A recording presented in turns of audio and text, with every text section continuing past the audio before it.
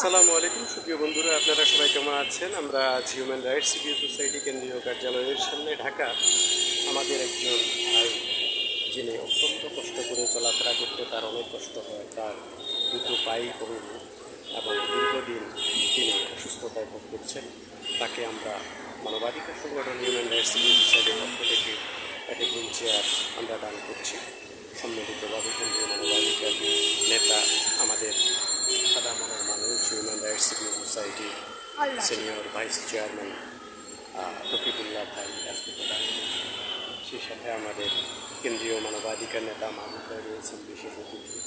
আমিও আপনাদের সাথে আছি এবং আমরা আমাদের এই প্রিয় ভাইকে আপনারা দেখতে পাচ্ছেন যে একটা হুইল চেয়ার আমরা মানবাধিকার সংগঠন হিউম্যান রাইটস সিভিল সোসাইটির পক্ষ থেকে আমরা দান করছি, তাকে উপহার দিচ্ছি।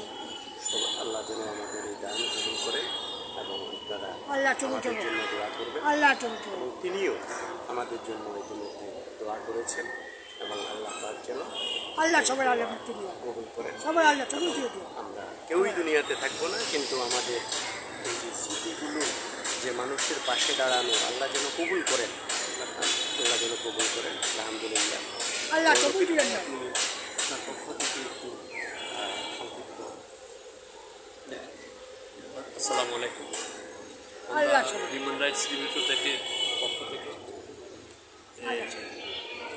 অসুস্থ লোকটাকে, প্রতিবন্ধী, আমরা এই ছোট্ট একটি উপহার, উনি মানুষের সাহায্য নিয়ে চলেন, আল্লাহ রহমতে একটুখানি ছোট্ট উপহার ওনাকে আমরা দিলাম, দান করলাম। আল্লাহ আমাদের এই দান কবুল করুন। আমরা আপনাদের কাছেও দোয়া চাই। আসসালামু আলাইকুম। তো আপনাদেরকে অনেক অনেক ধন্যবাদ জানাই, আপনারা যারা এখানে আসছেন।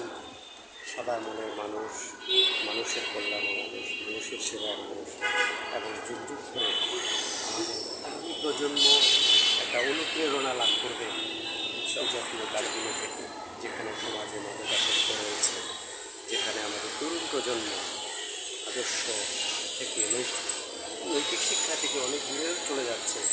সে সময়ে আমাদের যে অসহায় মানুষের জন্য সেবা, অসহায় মানুষের জন্য সেবা, এই সেবার মধ্যে জীবিত হয়ে আমাদের আগামী প্রজন্ম কাজ করতে প্রত্যাশা রাখছি।